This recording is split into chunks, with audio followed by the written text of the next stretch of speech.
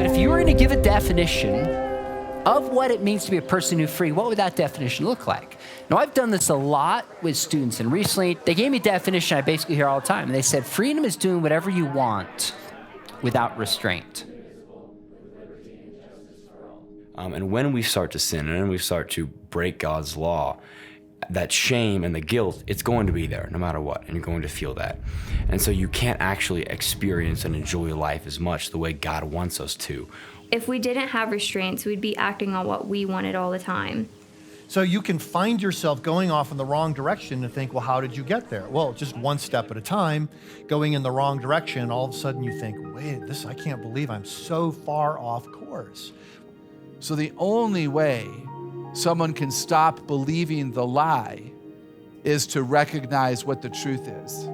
I feel like in the last 2 weeks, there's been a lot of truth that's been good discussions on different Bible passages and that truth. When we know that we're safe in God and that He is our hope, our salvation, and knowing this truth, it does set us free. It sets us free from all of our anxieties, our worries about the world.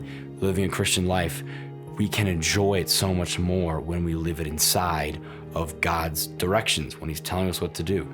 Freedom is not doing what you want. It's cultivating the right wants and embracing the right restraints.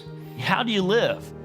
What are things that you should pursue? What are things that you should avoid for the good of not only yourself, but also those around you and your relationships? Dr. Jones has been talking about the 4 different relationships that we have, God with self and then self with others. To live free is to be in relationship with others. We do have this longing for relationship. And when it comes to small groups, that means being free to express what you're feeling. It's a very strange thing that people come from all over the country, come together to one community and all open up and cry on each other's shoulders about their deepest, most difficult things that they're going through. We've had really good, deep discussions about all the speakers, all the different topics, and each of us have gotten to share our personal testimonies. So it's just really freeing knowing that we have each other and that we can really lean on each other.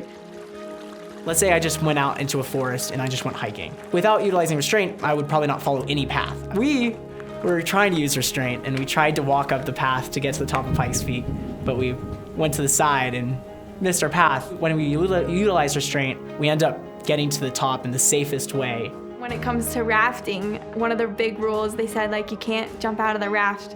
So while we were having fun, we had to be given guidance and restrictions because if we didn't listen to those things, we would have been hurt along the way.